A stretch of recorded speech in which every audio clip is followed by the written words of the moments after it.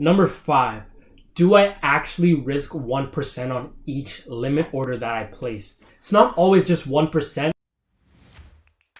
Sometimes it's a little less, but sometimes it's 2% max, okay? A lot of the times, if you see those trades placed in the community, the trades are normally, let's say, from one lot down to 0.01. I'm only keeping them so low, or mainly for 0.10, is so you guys understand that these trades are supposed to be taken with a low risk profile, okay? You must leave room for error because you never know when you're going to go on a losing streak. The reason you accumulate money in life to save it, if something will happen in the future, that restricts your ability to accumulate money or your ability to move, whatever the case.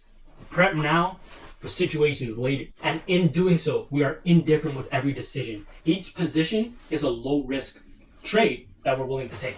The next question, what type of leverage do I use?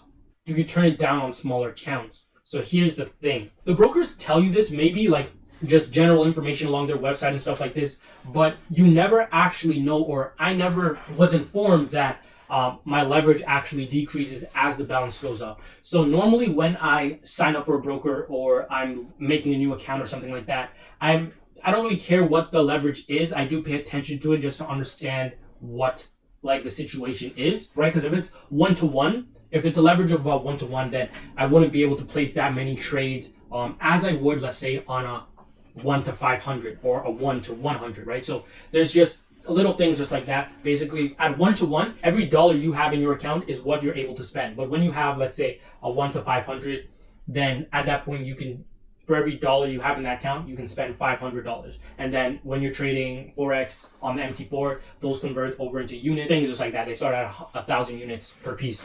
But basically, I know in North America and Europe, you have about 1-to-500 leverages, which are about average. Traders Way has 1-to-1,000. I know different parts of the world, I'm not sure exactly where, but people have shown me like some parts in Europe where they have 1-to-2,000, 1-to-3,000 leverage.